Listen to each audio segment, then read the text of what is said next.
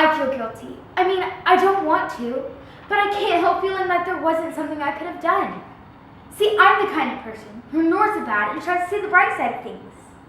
When things are at their worst, they can only get better, right? You give a problem time and it works itself out. Maybe I wasn't a great listener, but she wasn't exactly a great talker. I mean, we're supposed to be friends, but I haven't decided if I miss her or not. I mean, I do, but I just can't understand it. Apologies. Author unknown. April 15th. The red light woke me. By the time I got to the window, they already had Miss Riley on the stretcher. I could barely see. It was dark out, except for when the red light flashed. Then all the faces were red. They carried her into the back, sealed up the doors, and drove quickly away. And I just stood there, watching. And it was weird, like nothing had happened. It could have been a dream or something. She could be inside, sleeping, snuggled in her heavy blankets with all the lights out. But then I heard a siren start up again. And I just listened as they got farther and farther and softer and softer.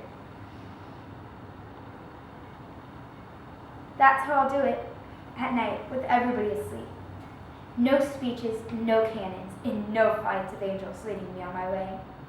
Just that red flashing light, so they can see me. Anybody's watching. April 16th. Dear Mom, I'm sorry I've been acting strange, but I've been feeling strange though, and I don't know what to do about it. Sorry. I want to try to explain, but it's not always easy to find the time. And when I do, I don't know what to say. I have morbid thoughts, and I dream about dying. And the dreams aren't bad, they're kind of relaxing. Isn't that odd? It's probably what I'm eating, right? Too much of something that I like, not enough of something that I need. A bad diet, a chemical imbalance, so many great explanations. I remember my real father complaining on how little I ate. You can't starve your body like that, he'd say. And then you'd answer, it's not just food she's starved for. What about affection? And then you'd talk about how he was never home. Funny, I remember all that. How old was I? Now I don't care what they say. Fat ain't where it's at, not these days.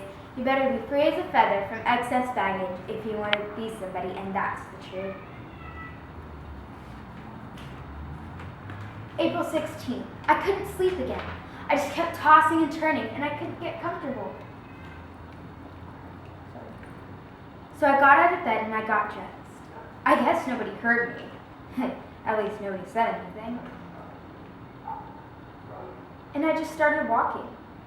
No idea where. Just wanting to move. To get away. Most of the houses were dark, and the streets were dark too. Even with the street lights. One house had a porch light on. The house was old, but it was painted a bright yellow. And it had a bicycle on the porch. It wasn't even locked up, I don't think. And there were also two chairs facing each other. It didn't look like it belonged in this neighborhood. It was so out of place. Another house had enormous windows. A blue light was on behind chiffon curtains. It looked like a doorway to some other world or something. I wanted to walk through those curtains into that room. But I kept moving down the street until I finally came back to our house. I sat on the porch. It was a little cold, but very quiet.